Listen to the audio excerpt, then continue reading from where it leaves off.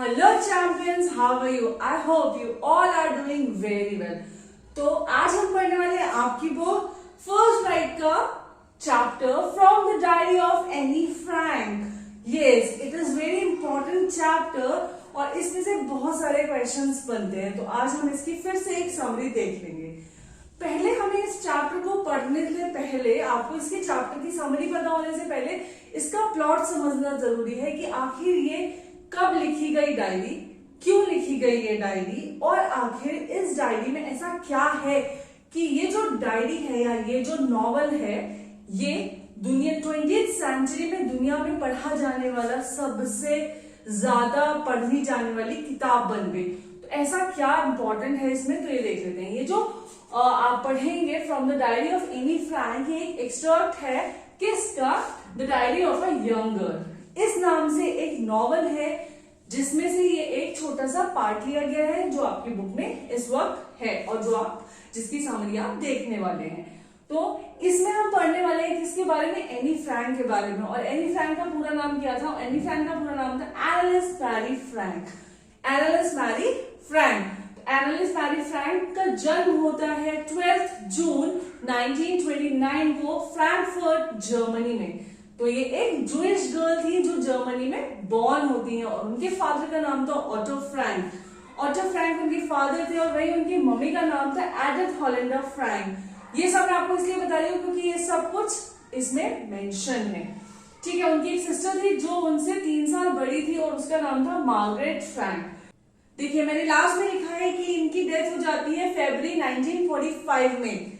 Born कब हुई थी? 1929 में और डेथ हो जाती है 1945 में। कितने साल का एज रहा होगा? लगभग 16 साल की उनकी उम्र रही थी और इतनी कम उम्र में उनकी डेथ हो जाती है और उसके बावजूद वो एक डायरी लिखती हैं और जो डायरी संसार में पढ़ी जाने वाली 20th सेंचुरी की सबसे ज्यादा पढ़ी जाने वाली किताब बन जाती है। तो आखिर ऐसा क्या था? तो उसके लिए हम सबसे पहले इसका प्लॉट देख लेते हैं। तो इसका प्लॉट समझने से पहले हमको समझना होगा जर्मनी के बारे में कि भाई आखिर उस वक्त जर्मनी में क्या चल रहा था। Short story about Germany. मैं आपको एक छोटी सी कहानी बताने वाली हूँ जर्मनी के बारे में। तो 1933 से 1945 तक एडोल्फ हिटलर का राज था जर्मनी पर और आप सभी जानते हो कि हिटलर को मौत का दूसरा नाम कहा जाता है। हम सभी ने हिटलर के बारे में बहुत कुछ लिखा पढ़ा सुना है, लेकिन अगर किसी ने नहीं भी पढ़ा है तो मुझे कमेंट में बताइए भाई किसने नहीं पढ़ा हिटलर के बारे में और कौन नहीं जानता हिटलर के बारे में, मुझे कमेंट करके जरूर बताइएगा। तो हिटलर जो था वो एंटी ज्विश पर्सन था, उसको इतना ज्यादा नफरत थी ज्विश लोगों से। और आपने अभी देखा कि जो एनी फ्रैंक है वो एक ज्विश गर्ल थी, तो उसको इतनी ज्यादा नफरत थी ज्विश लोगों से, उसने ये कहा भी है, देखिए, I would have killed all the Jewish of the world. मैं दुनिया में जितने भी ज्विश पीपल है सबको मार दूंगा, खत्म कर दूंगा। But I kept some to show the world why I killed them. लेकिन उनमें से कुछ को बचा कर रखूंगा। क्यों? क्योंकि मैं दिखाना चाहता हूँ कि उनके मरने के बाद भी दुनिया देखो कितनी बेहतर है। तो ये उसकी सोच थी, ये हिटलर की सोच थी। वो इतना ज्यादा ज्विश लोगों को परेशान करता था। Most of the Jewish died due to hunger. जब जो हिटलर था वो जर्मनी पर क्या कर रहा था? जर्मनी में ज्विश लोगों को चुन चुन के मार रहा था। तो बहुत सारे लोग तो बेचारे भूख से मर रहे थे, बहुतों को वो मार रहा था। तो जर्मनी में सब मार काट मची हुई थी। और जैसे ही ये बात किसको पता चलती है? एनी के फादर को पता चलती है। तो एनी के फादर प्लान बना लेते हैं कि भाई अब मुझे यहाँ नहीं रहना, मुझे मरना नहीं है, मैं मेरे परिवार के साथ कहीं और शिफ्ट हो जाऊंगा। ऐसा हो, क्योंकि उनको पता चल जाता है कि भाई जो हिटलर है वो बहुत ही ज्यादा कट्टर इंसान है। भाई उसने क्या कर रखा है? उसने तो जितने भी जूइश पीपल है उन लोगों को क्या कर लिया, उन सबको ढूंढ ढूंढ के मारता है और जो लोग को मार नहीं सकता, जो जवान लोग हैं उन्हें ले जाता है कहाँ? कॉन्सेंट्रेशन कैंप में ले जाते हैं और वहां पर क्या कराते हैं? उनसे काम कराते हैं, उन्हें स्लेवरी करवाते हैं उनसे। ये कॉन्सेंट्रेशन कैंप कहाँ था? ये कॉन्सेंट्रेशन कैंप आप मुझे बताइए कमेंट में, ये कॉन्सेंट्रेशन कैंप कहाँ था? तो ये जो कॉन्सेंट्रेशन कैंप में चले जाते हैं वहां आप लोगों को पता ही होगा कि जो मैन और विमेन थे उनको सेपरेटली रखा गया था, मैन और विमेन को। तो वहां पर जो लोग काम करने लायक थे उनसे तो काम कराया जाता, उन्हें भरपेट खाना भी नहीं दिया जाता और उनसे बिल्कुल मेहनत मजदूरी करवाई जाती थी। और जो लोग बेचारे बुढ़े हो जाते थे या फिर जो लोग अपंग हो जाते थे, अपाहिज हो जाते थे या बीमार हो जाते थे, उनको वो कहा गैस चैम्बर में ले जाता था और उनके ऊपर पेस्टिसाइड छिड़क कर उनको मार दिया जाता था। बहुत बुरी मौत देता था हिटलर, इसीलिए उसे मौत का दूसरा नाम कहते हैं। तो ऐसे ही क्या था कि एनी के फादर को जब ये सारी कहानी समझ में आई तो वो बोले कि भाई मैं तो मेरी फैमिली को लेके कहीं और शिफ्ट हो जाऊंगा। देन वो क्या करते हैं, ही लेफ्ट फ्रैंकफर्ट, वो फ्रैंकफर्ट छोड़ते हैं, पहले हॉलैंड जाते हैं और वहां से नीदरलैंड शिफ्ट हो जाते हैं। तो क्यों? क्योंकि वो चाहते थे भाई वो उनके जो बीवी बच्चे, उनकी जो फैमिली है वो सेफ रहे। अब वो लोग नीदरलैंड शिफ्ट हो गए, लेकिन during world war second Nazis party जो थी वो फुल पावर में आ गई और उसने नीदरलैंड पर भी अटैक कर दिया। अब वो लोग कहाँ जाएं? तो अब वो लोग छुपे कहाँ? The family went into hiding in July 1942। 1942 में इस फैमिली को छुपना पड़ा। कहाँ छुपे ये लोग? अपने फादर के ऑफिस के ऊपर एक स्टोर रूम टाइप जगह थी, एक छोटी जगह थी, वहां पर ये पूरी फैमिली विद अदर 4 पीपल वहां पर छुप गए। यानी ये पूरी फैमिली, 4 लोगों की ये पूरी फैमिली और इनके साथ 4 और लोग, यानी 8 लोग एक ही बड़े रूम में, एक ही रूम में वहां पर रहे। वहीं पर रहना था, वहीं पर खाना बनाना था, वहीं पर सोना, वहीं पर उठना बैठना, सब कुछ वहीं करना था। उस अपने फादर के ऑफिस के ऊपर जो रूम था। और आप बिलीव नहीं करेंगे कि सुबह 8 बजे से लेकर शाम को 7 बजे तक ये लोग वहां पर ना हिलते थे, ना बोलते थे, ना चलते थे, क्योंकि नीचे वाले फ्लोर पर काम हो रहा था। और आप लोग को पता होगा कि पहले जो घर हुआ करते थे वो वुडन से बने होते थे, तो वहां पर छोटी सी भी आहट के बारे में पता चल जाता, और अगर इनके बारे में किसी को पता चल जाता तो इन लोगों को पकड़ लिया जाता। और ऐसा ही हुआ भी। क्या हुआ? आफ्टर 2 years, यानी ये लोग 2 साल तक वहां पर छुपे रहे, 2 साल तक। उसके बाद इन्हें क्या, द ग्रुप वॉज बिट्रेड, मतलब उन्हीं में से जो लोग, अब आप सोचो 2 साल तक कोई रह रहा है तो उसके पास खाने पीने का अपना जो ग्रोसरी है वो कहाँ से आती होगी, तो कोई ऐसा था उनके साथ जो उनकी मदद करता था। लेकिन उसी ग्रुप ने उनको धोखा दे दिया और उनके बारे में बता दिया, और फिर नाजीज जो पार्टी थी उसके जो लोग थे उसने उन्हें पकड़ा, उन जूइश पीपल्स को, और उन्हें कॉन्सेंट्रेशन कैंप भेज दिया। सब लोगों को अब कॉन्सेंट्रेशन कैंप भेज दिया गया, वेयर एनी डाइड। और यही कॉन्सेंट्रेशन कैंप में एनी की डेथ हुई। जी हाँ, यही कॉन्सेंट्रेशन कैंप में एनी की डेथ हुई। और ये जो डायरी आप पढ़ेंगे, या ये जो आप पढ़ेंगे आपके बुक का चैप्टर, ये जो एक्सर्ब है किसी दूसरे उसका, the diary of young girl का, तो ये डायरी यही 2 सालों में एनी ने लिखी। उसने अपनी यादें, अपना बचपन, या उसके पास जो भी चीज वो देख रही थी, जो भी हो रहा था, वो सब कुछ उसने अपनी इस डायरी में लिखा। चलिए, तो जहां पर एनी की डेथ हुई, लेकिन her father auto Frank only survival. तो वहां पर क्या हुआ, जब सब लोग चले गए तो खाना नहीं मिलता था, बहुत परेशान किया जाता था कॉन्सेंट्रेशन कैंप में। आप चाहो तो बहुत सारी चीजें आप गूगल करके देख सकते हो, वहां आपको देखने के लिए मिल जाएंगी कि किस तरह से हिटलर परेशान करता था जूइश पीपल को, और कॉन्सेंट्रेशन कैंप में क्या क्या किया जाता था उनके साथ। तो वहां पर सिर्फ एक एनी के फादर ऐसे थे जो बचकर युद्ध के बाद, यानी वर्ल्ड वॉर 2 जब एंड हुआ 1945 में, तो उसके बाद बचकर वापस आ गए। और कहाँ आए वो वापस आए, he return Amsterdam after the war ended. तो युद्ध खत्म होने के बाद वो एम्स्टर्डम आते हैं, जहां पर वो लोग 2 साल तक रहे थे। वहां आने के बाद उन्हें मिलती है एनी की डायरी, और जब वो डायरी पढ़ते हैं तो ही रियलाइज कि इसको पब्लिश कराना चाहिए, इसको दुनिया के सामने लाना चाहिए कि कैसे एक 14-15 साल का बच्चा इतना अच्छा अपना एक्सपीरियंस उसके थ्रू शेयर कर रहा है। तो उन्होंने इसे, he publish this diary with the title of the diary of young girl, और उनके फादर ने इसे पब्लिश कराया किस में, इस टाइटल के साथ, the diary of young girl title के साथ। ये जो उनकी डायरी थी इसे पब्लिश कराया गया। ये ओरिजिनली डच लैंग्वेज में लिखी हुई थी, लेकिन इसके बाद उसका ट्रांसलेशन किया बहुत सारे लैंग्वेजेस में, और इंग्लिश में ही हम इसे अब पढ़ रहे हैं।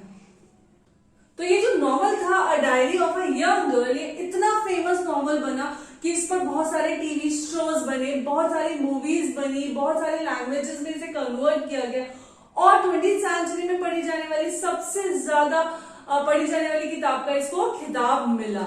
अब आ जाते हैं हम अपने टॉपिक पे, यानी अपने चैप्टर पर वापस। तो इसमें क्या है, the diary was given to Anne Frank for her 13th birthday. तो डायरी जो इन्होंने लिखा, जिस डायरी में, ये डायरी उनको मिली उनके 13वें जन्मदिन पर। उनके फादर ने उनको गिफ्ट की थी from 12 June 1942 to final entry of August 94।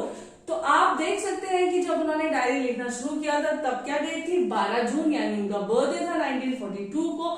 और उसमें जो आखिरी एंट्री मिलती है, यानी जो आखिरी डेट उसमें पड़ी होगी वो होगी अगस्त की 1944 की। तो लगभग 2 साल 3 महीने का पीरियड था जिसमें उन्होंने, या 2 साल 2 महीने का पीरियड रहा जिसमें उन्होंने ये डायरी लिखी। She didn't have any close friend, उनके पास कोई भी क्लोज फ्रेंड था ही नहीं, इसीलिए उन्हें डायरी लिखने की जरूरत पड़ी। She have loving parents and Elder sister, वो कहती है कि भाई मेरे पास कोई दोस्त वोस्त नहीं था, लेकिन फिर भी मेरे पास मेरे लविंग पेरेंट्स थे, मेरी एक बड़ी बहन थी और लगभग 30 लोग मेरे आसपास थे जिन्हें मैं मेरा दोस्त कह सकती थी। लेकिन इसके बावजूद मुझे एक क्लोज फ्रेंड चाहिए था जिससे मैं अपने दिल की सारी बातें कह सकूं। आप सभी के पास भी अपना कोई ना कोई बेस्ट फ्रेंड होगा ना, तो मुझे उसका नाम कमेंट करके बताइए और उसके लिए कुछ भी एक अच्छी बात लिखिए कि भाई वो आपको क्यों पसंद है। तो उनके पास उनका ऐसा कोई भी क्लोज फ्रेंड नहीं था जिसके लिए वो कुछ अच्छा लिख पाती, तो इसलिए उन्होंने क्या करा, इस डायरी को अपना बेस्ट फ्रेंड बना लिया। बिकॉज उन्होंने ये अपनी डायरी में भी मेंशन किया है, because paper has more patience than people, क्योंकि लोगों से ज्यादा पेपर के पास पेशेंस होता है, इसलिए उन्होंने अपनी डायरी को अपना बेस्ट फ्रेंड बनाया और उसको नाम दिया क्या, उसको नाम दिया किटी। उन्होंने अपनी डायरी का नाम रखा किटी और उन्होंने ये लिखा कि जो पेपर होता है वो ज्यादा पेशेंटली आपकी बातें सुन सकता है, आपको जज नहीं करता, आपको अच्छे बुरे के लिए परखता नहीं है, इसलिए उन्होंने डायरी को अपना बेस्ट फ्रेंड बनाया। भाई आपके भी दोस्त हैं, वो आपको जज करते हैं ना, जब आप उन्हें कोई बात बताने जाते हो तो बोलते हैं अरे भाई जल्दी जल्दी बता क्या बात है, या फिर वो कहते हैं, या फिर उनको इंटरेस्ट नहीं होता, तो बहुत सारी चीजें होती है। लेकिन डायरी वो तो एक नॉन लिविंग थिंग थी, तो उसके पास अपना कोई इमोशन ही नहीं था, इसलिए उनको लगा कि क्या उनकी जो डायरी है वो उनकी बेस्ट फ्रेंड बन सकती है। My father the most adorable father I ever seen. आगे वो लिखती है कि मेरे जो फादर हैं वो सबसे ज्यादा प्यारे पिता हैं दुनिया में। क्यों? क्योंकि उन्होंने 35 इयर्स तक मेरी माँ से शादी नहीं की थी। जब वो 35 इयर्स के थे और उनकी माँ 25 इयर्स की थी तब उनकी शादी होती है और उनकी जो बड़ी बहन है वो 3 साल उनसे बड़ी है। I left Frankfurt until I was 4। मैं फ्रैंकफर्ट में ही रही कब तक? जब तक मैं 4 साल की थी तब तक मैं फ्रैंकफर्ट में रही, वहीं वो बॉर्न हुई और 4 साल के होने तक वो फ्रैंकफर्ट में रही। और उसके बाद ही उनके पिता कहाँ, हॉलैंड शिफ्ट हो गए थे और हॉलैंड के बाद वो नीदरलैंड शिफ्ट हो गए थे। तो उनके फादर जो थे वो हॉलैंड शिफ्ट हो गए कब, 1933 में। तो एनी लिखती है, अब आप जो भी कुछ पढ़ रहे हैं वो एनी की डायरी से पढ़ रहे हैं, तो एनी लिखती है I was sent to Aachen to stay with our grandmother. और जब उनके फादर हॉलैंड शिफ्ट हुए तो उन्हें कहाँ भेज दिया गया, एचेन भेज दिया गया उनकी दादी के पास, और जहां पर वो कुछ महीने के लिए रही। और उसके बाद इन फरवरी 1934 शी वेंट टू हॉलैंड, और नेक्स्ट ईयर इन फरवरी 1934 में वो कहाँ चली गई, वो भी हॉलैंड अपने पेरेंट्स के पास शिफ्ट हो गई। I started right away to the Montessori school, और वहीं पर उन्होंने अपनी जो नर्सरी स्कूल था यानी मॉन्टेसरी नर्सिंग स्कूल, वो वहीं पे नर्सरी स्कूल में शुरू करी थी। उसके बाद वो बताती है I stayed there until I was 6, मैं वहां तब तक रुकी जब तक मैं 6 साल की थी। कई बार आपके साथ भी ऐसा होता है ना कि कुछ लोग ऐसे मिल जाते हैं, कुछ टीचर्स ऐसे मिल जाते हैं जिनके साथ आपका बॉन्ड बहुत ही स्ट्रांग हो जाता है, जो आपको बहुत पसंद करते हैं, आप उन्हें बहुत पसंद करते हैं। और ऐसी ही एक टीचर उन्हें मिली कब, जब वो 6 साल की थी, और कब, क्या नाम था उनका, मिसेस कूपर्स नाम था उनका। तो मिसेस जो कूपर्स थी वो उनके साथ उनका बहुत अच्छा बॉन्ड हो गया था। और जब वो उस स्कूल से निकल रही थी फर्स्ट के बाद, जब वो वहां से पास आउट होकर आ रही थी, तो दोनों की ही आंखों में आंसू थे, दोनों ही एक दूसरे को प्यार से रोते हुए विदा कर रहे थे, यानी वो भी उन्हें मिस करती और एनी भी अपने टीचर को मिस करती। आप मुझे कमेंट में बताना आपका कोई ऐसा टीचर जिसे आप आज भी मिस करते हो, I want to know. At the end of the year both have tears in their eyes. तो भाई वही बात है जो मैंने अभी आपको बताया कि दोनों की आंखों में आंसू थे और दोनों ने एक दूसरे को रोते हुए विदाई दी, दोनों ने एक दूसरे को बहुत ही प्यार से, बहुत ही कहते हैं रिस्पेक्टफुली एक दूसरे को विदा किया। In the summer 1941 grandma fell in and had to have an operation. अब क्या हुआ 1941 में, अभी आप बात पढ़ रहे थे 1934 की, जब वो शिफ्ट हुई उसके बाद के 6 साल उन्होंने अपनी स्कूलिंग शुरू कर दी। और यहाँ पर 1941 में उनकी दादी माँ बीमार पड़ जाती है और उनका एक छोटा सा ऑपरेशन होता है। जब वो ऑपरेशन होता है तो एनी बताती है कि उस साल उनका बर्थडे बहुत ही कम, पास विद लिटिल सेलिब्रेशन, उनका जो बर्थडे था बहुत ही कम सेलिब्रेशन के साथ मनाया जाता है, मतलब बहुत ज्यादा कुछ नहीं किया जाता, बहुत सारा टीम टाम नहीं करते। ऐसा होता है जनरली फैमिलीज में कि भाई जब कोई प्रॉब्लम होती है तो हम बच्चे का बर्थडे या कोई भी अपना छोटा सा इवेंट उसको और मिनिमाइज कर लेते हैं।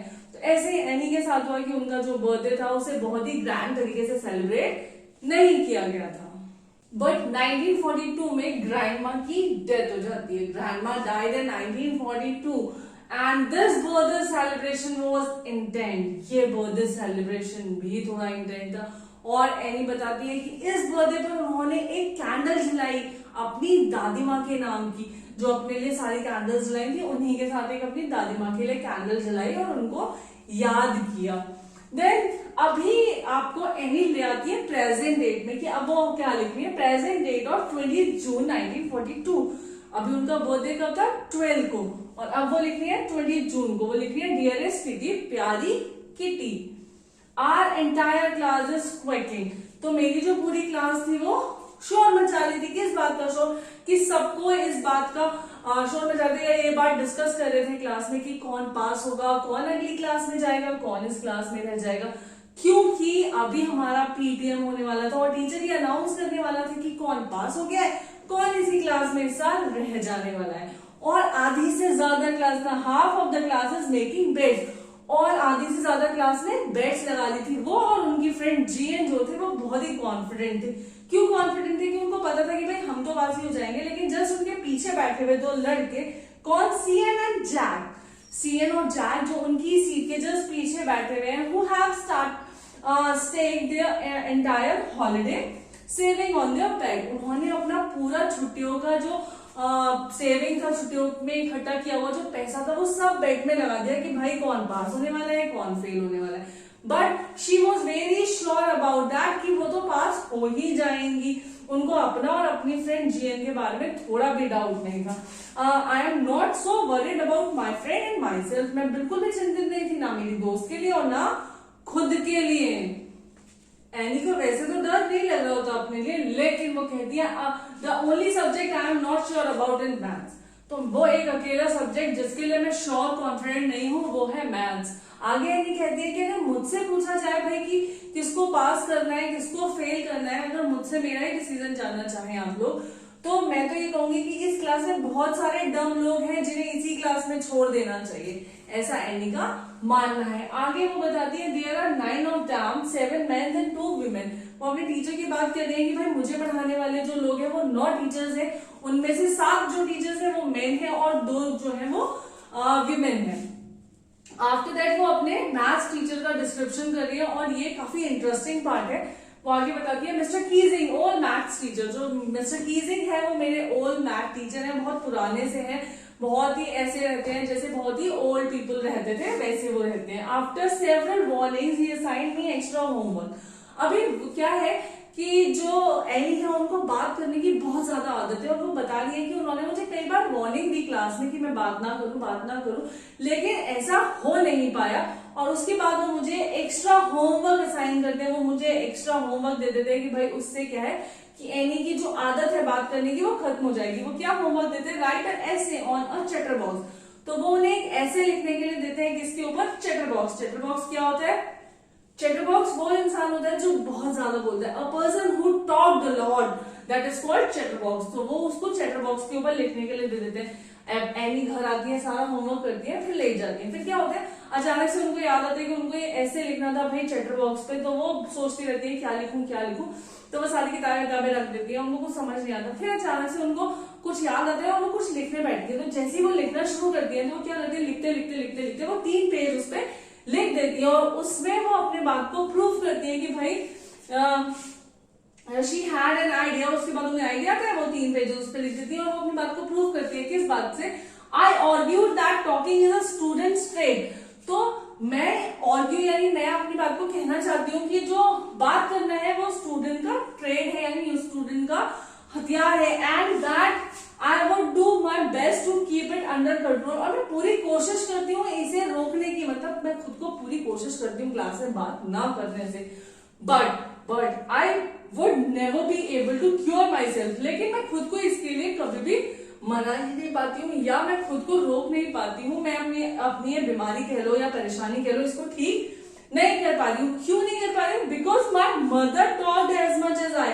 मेरी माँ भी इतना ही बात करती है जितना कि मैं करती हूँ। तो क्या करिए एनी खुद को डिफाइन करिए कि भाई मैं जो बात करती हूँ वो मेरी कमी नहीं है, मेरी माँ भी उतना ही बोलती है जितना कि मैं बोलती हूँ। और एंड इट्स इनहेरिटेड ट्रेड्स, और ये जो है ये मेरे पुश्तैनी गुण है मेरे अंदर जिन्हें मैं बदल नहीं सकती हूँ। ऐसा करके एनी अपने आप को डिफाइन करती है मिस्टर कीजिंग के सामने उस एसे में।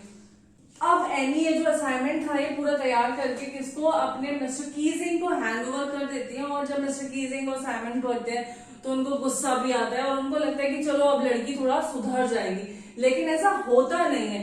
अब क्या होता है कि एनी बात ही करती रहती है, उसको लगता है कि भाई उसने तो आर्ग्यू कर लिया, उसने तो अपने आप को अप्रूव कर दिया कि उसकी इनहेरिटेड ट्रेट है तो वो अब ठीक है, और वो बातें करती रहती है। लेकिन अब क्या होता है, मिस्टर कीजिंग उसको फिर एक और असाइनमेंट देते हैं। Again he gave an assignment write on incorrigible chatterbox लाए, कि भाई ऐसा चैटरबॉक्स जो बिल्कुल चिकना घड़ा है। इनकॉरेजिबल का मतलब होता है चिकना घड़ा, जिस पर किसी बात का असर नहीं होता। तो ऐसे चैटरबॉक्स ऐसे इंसान के ऊपर लिख के लेके आना था। अब एनी फिर लिख कर ले आती है। अभी क्या होता है, उनको बड़ा गुस्सा आ जाता है। उनको लगता है भाई ये लड़की तो बड़ी ढीठ है कि बार बार लिख लाती है, बार बार लिख लाती है। तो वो उसको फिर एक बार नया असाइनमेंट देते हैं। क्या असाइनमेंट है? Quack quack quack sad mistress chatterbox, ये उसका टाइटल होता है। अब क्या होता है, एनी बड़ी बोर हो जाती है बार बार असाइनमेंट लिखते लिखते चैटरबॉक्स पे। उसको लगता है अब मैं क्या लिखूं, मैंने 2 बार तो चैटरबॉक्स के ऊपर लिख दिया, जितना मुझे पता था मैंने सब कुछ लिख चुकी, अब भाई मैं क्या करूं। तो वो अपनी फ्रेंड के पास जाती है, सेन उसकी फ्रेंड है, उसके पास जाती है। वो बड़ी अच्छी होती है पोएट्री में, तो वो सोचती है कि मैं कुछ ऐसा लिखती हूँ जिससे मिस्टर कीजिंग थोड़े इम्प्रेस हो जाए, उसको भी एनी को भी मजा आए। तो वो सेन को बोलती है कि भाई तुम मेरी हेल्प कर दो, तो मुझे कुछ पोएटिक फॉर्म में बता दो, मैं कुछ ऐसा लिख लूं। तो सेन उसके साथ मिलके एक अच्छी सी पोम लिखती है। अब क्या होता है, उस पोम में होता है मदर डक होती है, फादर स्वान होता है, और उनके 3 डकलिंग्स होते हैं। डकलिंग यानी डक के बेबीज। तो उनके 3 डकलिंग्स होते हैं, उनके बारे में वो पोम लिखती है। और उस पोम में आगे लिखती है कि भाई वो जो डकलिंग्स थे वो इतना शोर मचाते थे कि उनके फादर स्वान ने उन्हें चोंच मार मार के उनको मार ही डालता है, फादर स्वान। अब इसके बाद ये जो पोम थी ये हैंडओवर कर देती है मिस्टर कीजिंग को। और जब मिस्टर कीजिंग इसको पढ़ते हैं, ही टच्ड वेरी मच, उनको बहुत ज्यादा टची फील होता है, वो उनको टच हो जाती है, उनके हार्ट को टच करती है। भाई क्यों? क्योंकि वो बड़े इंप्रेस हो जाते हैं कि भाई इतनी टची पोयम लिखी थी इस बार एनी ने। तो वो उसकी बहुत अप्रिशिएट करते हैं, एनी को बहुत ज्यादा अप्रिशिएट करते हैं। और जिस भी क्लास में पढ़ाने जाते हैं वहां पर उस पोयम का जिक्र करते हैं। आपने भी देखा होगा जब टीचर को कोई बात अच्छी लग जाती है तो वो सारी क्लास में, सारे स्कूल में बताना चाहते हैं, तो हर क्लास में उस बच्चे की या उस पर्टिकुलर बात का बताता है उस क्लास में जाके कि भाई ऐसा हुआ था। तो ऐसे ही इस पोम के साथ होता है कि एनी के पोम से वो इतने ज्यादा टच, इतने ज्यादा इंप्रेस हो जाते हैं कि हर क्लास के बच्चे को उसके बारे में बताते हैं। और अब क्या होता है, एनी को लाइसेंस भी मिल जाता है क्लास में बात करने का, थोड़ा एनी कंट्रोल कर लेती है अपनी बातों को। लेकिन मिस्टर कीजिंग अब उसको बहुत ज्यादा परेशान नहीं करते, बहुत ज्यादा डांटते नहीं, और उसको कोई भी एक्स्ट्रा होमवर्क नहीं देते हैं जब वो बात करती है। लेकिन आप देखेंगे कि इसमें आगे लिखा है एनी ने, then after Mister Keesing always making jokes. तो वो एनी आगे बताती है इसमें कि भाई अब जो मिस्टर कीजिंग का बिहेव था, जो पहले खड़ूस बुढ़े थे, वो क्या होते हैं अब वो हर बात पे जोक्स क्रैक करते हैं, पढ़ाते हुए बड़े फनी वे में पढ़ाते हैं। और इसी के साथ ये चैप्टर यहीं खत्म हो जाता है। मुझे उम्मीद है ये चैप्टर आपको अच्छे से समझ में आ गया होगा। अगर अच्छे से समझ में नहीं आया या आपको कहीं भी कोई भी प्रॉब्लम है तो आप मुझे कमेंट बॉक्स में जरूर पूछ सकते हो। और मैंने बीच में जितने भी सवाल आपसे पूछे उन्हें कमेंट में बताना बिल्कुल भी ना भूलें। तो मिलते हैं हम किसी और नए वीडियो में। आई होप आपको वीडियो अच्छा लगा होगा। अच्छा लगे तो मेरे वीडियो को लाइक जरूर कर दें। चैनल पर नए हैं तो सब्सक्राइब किए बगैर ना जाए। Okay, thank you.